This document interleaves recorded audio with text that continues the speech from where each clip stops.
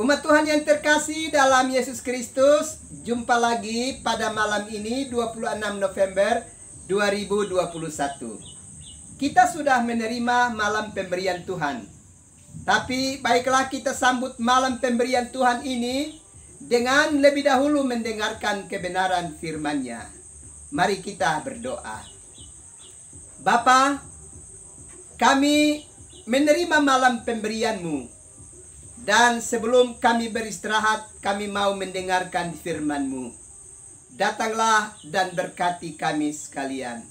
Demi Yesus Kristus yang adalah firman yang hidup itu. Padamu kami berdoa dan menyambut firman-Mu. Amin.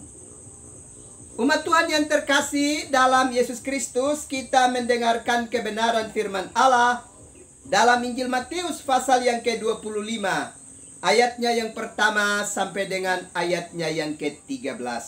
Saya akan membacakan ayatnya yang pertama sampai dengan ayatnya yang keempat. Dan umat Tuhan dapat membacakan ayat-ayat selanjutnya. Gadis-gadis yang bijaksana dan gadis-gadis yang bodoh.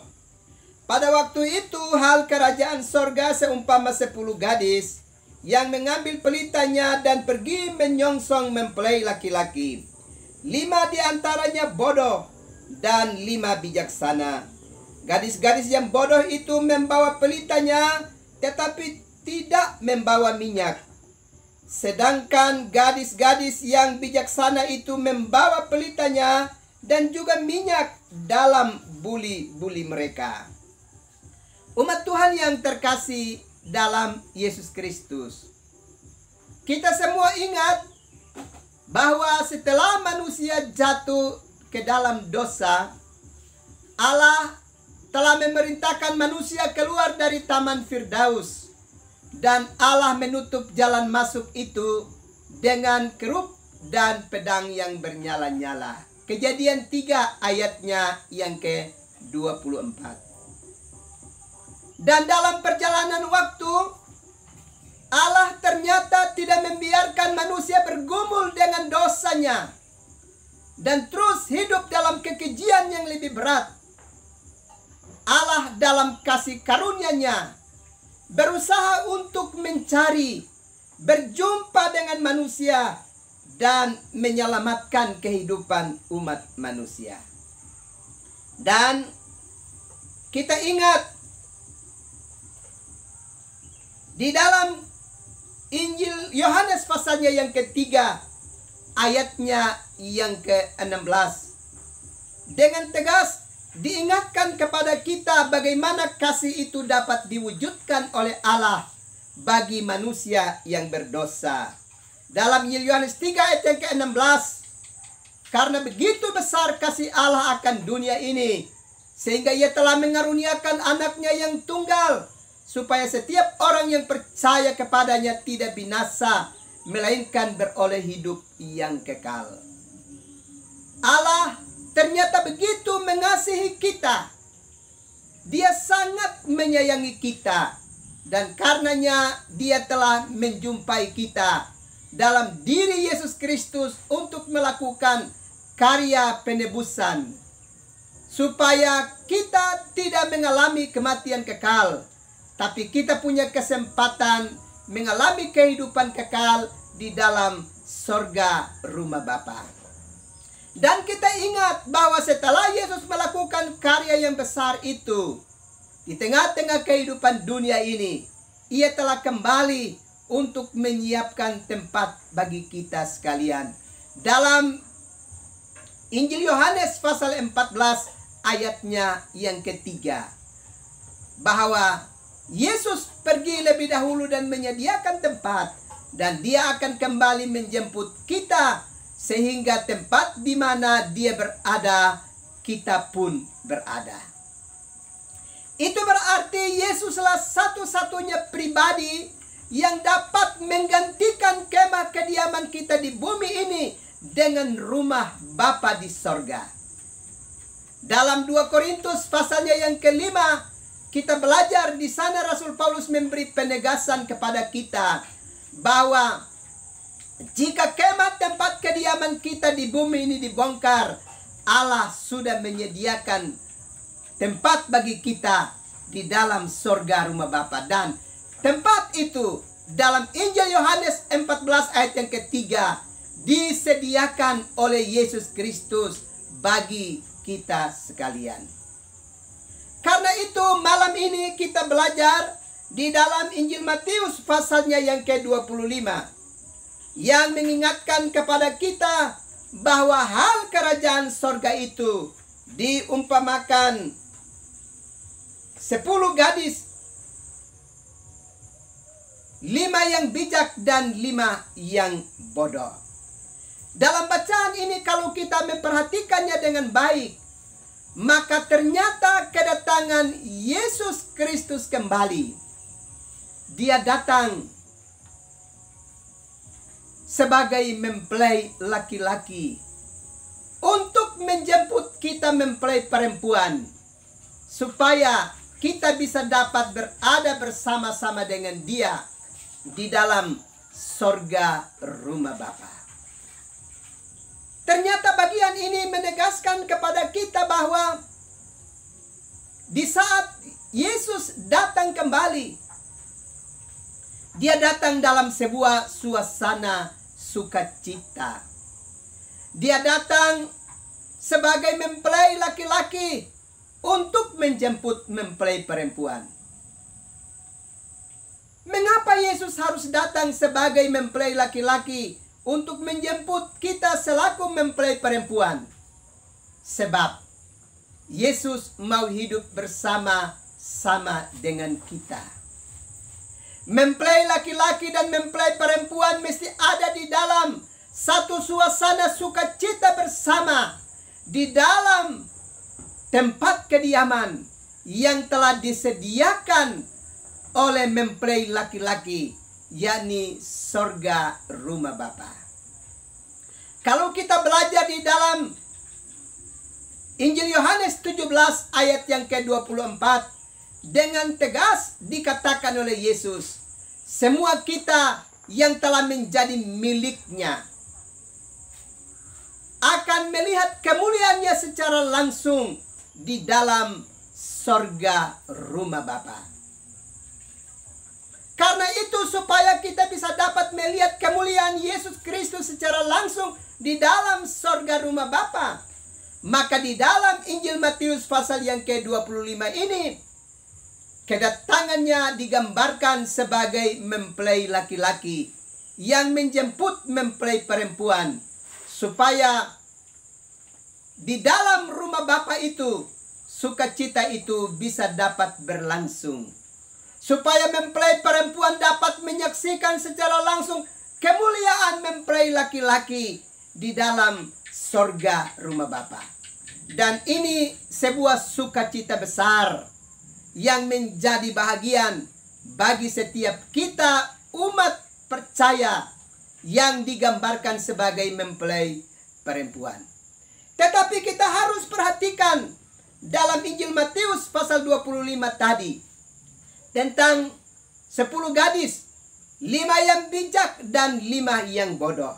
Digambarkan kepada kita bahwa 5 gadis yang bodoh itu hadir untuk menjemput mempelai laki-laki, tapi dia hanya membawa pelita saja tanpa membawa minyak. Sementara 5 gadis yang bijak itu hadir dengan membawa pelita, tetapi juga menyediakan minyak dalam buli-buli. Apa artinya bagian ini bagi kehidupan kita sekalian?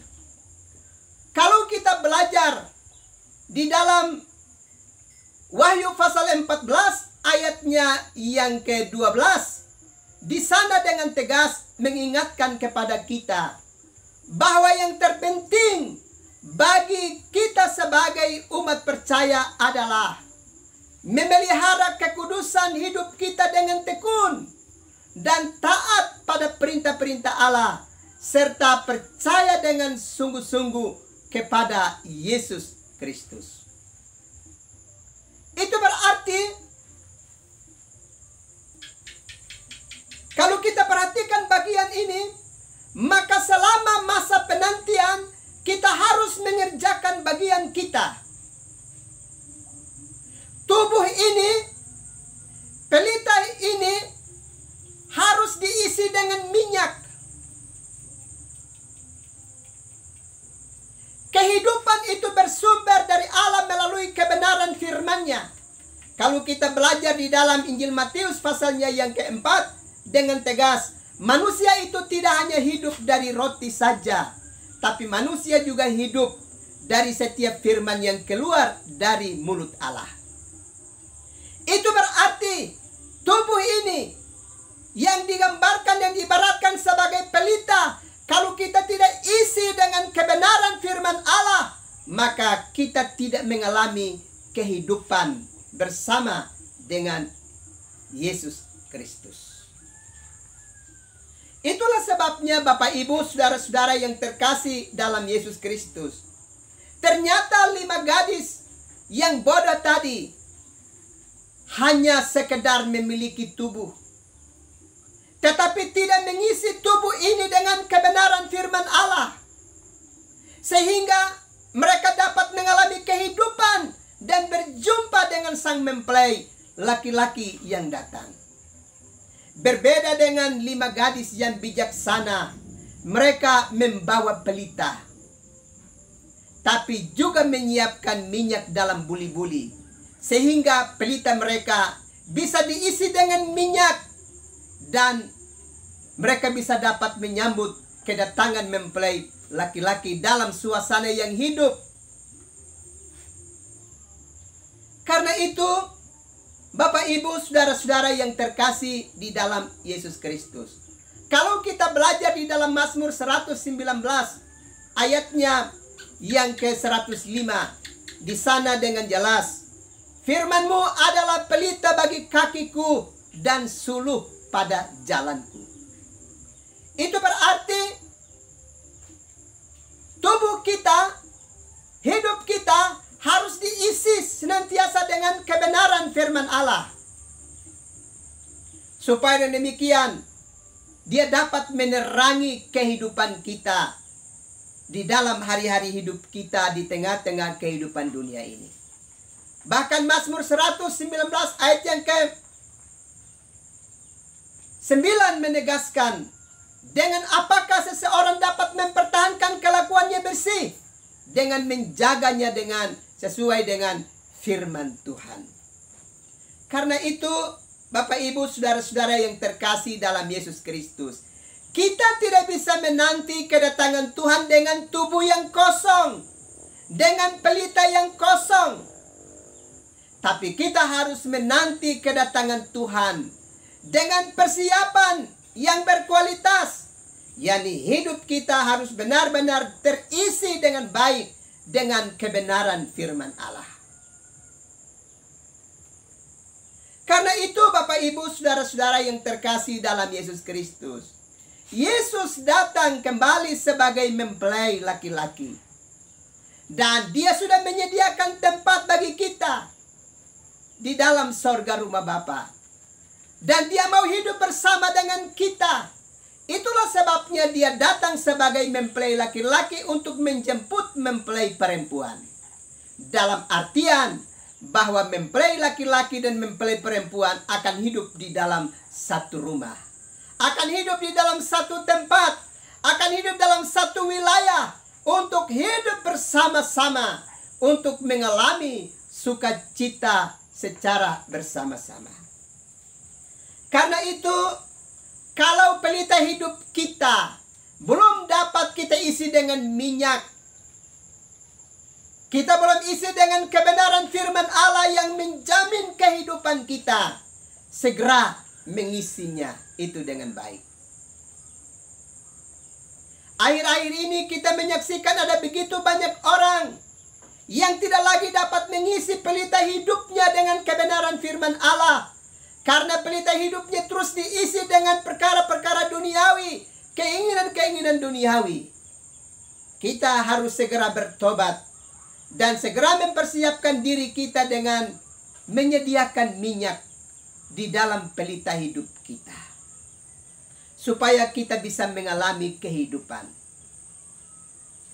Mempelai laki-laki itu akan segera datang menjemput kita sebagai mempelai perempuan untuk hidup di tempat yang telah Dia sediakan, sebagaimana yang Dia umumkan kepada kita di dalam Injil Yohanes 14 ayat yang ketiga. Karena itu, persiapkanlah diri kita sebagai mempelai perempuan. Tapi harus kita bijak, di mana kita harus mengisi hari-hari hidup kita dengan kebenaran, supaya ketika Dia datang, Dia mendapati iman di bumi, mendapati hidup kita sedang terlibat di dalam pekerjaan-pekerjaan Allah dalam hidup ini. Karena dengan mengisi hidup kita dengan kebenaran firman Allah, maka kita dapat membersihkan kehidupan kita senantiasa dengan kebenaran Allah dalam hidup ini. Karena itu jangan terlambat. Segera mengisi pelita hidup kita dengan kebenaran firman Allah untuk sambut mempelai laki-laki. Sebuah pesta sukacita yang akan kita alami, tapi itu hanya dapat dialami oleh mempelai perempuan yang selama hidupnya mengisi pelita hidupnya dengan minyak, dengan kebenaran firman Allah, dengan hidup dalam kebenaran dan kekudusan hidup. Kita kalau melakukan itu dengan setia, kita dapat menyambutnya dengan setia, dan Dia menjemput kita memasuki rumah yang telah Dia sediakan bagi kita untuk kehidupan bersama dalam sukacita surgawi. Kiranya Tuhan memberkati kita sekalian. Amin. Mari kita berdoa. Ya Bapa, terima kasih untuk kebenaran firman-Mu. Kami menyadari benar selama ini hidup kami isi lebih banyak dengan hal-hal duniawi, sehingga kami tidak mengalami kehidupan yang sesungguhnya di hadirat-Mu ya Bapa. Kiranya Tuhan menolong kami, supaya kami dapat mengisi hidup ini dengan kebenaran-kebenaran firman-Mu, sehingga ketika Engkau datang menjumpai kami ada dalam kesiapan yang sungguh, sebagaimana 5 gadis yang bijaksana untuk menyambut-Mu, memasuki tempat kudus yang telah Tuhan siapkan bagi kami sekalian. Terima kasih Tuhan untuk firman-Mu. Malam sudah menjadi bahagian buat kami. Sesaat lagi kami akan beristirahat. Ulurkanlah tangan-Mu dan beri urapan khusus kepada kami, supaya kami dapat beristirahat dengan aman. Demi Yesus Kristus yang adalah penyelamat kami, padamu kami berdoa dan mengucap syukur. Amin.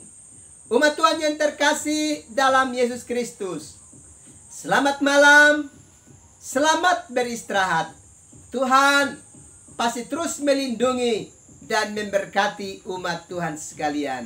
Salam.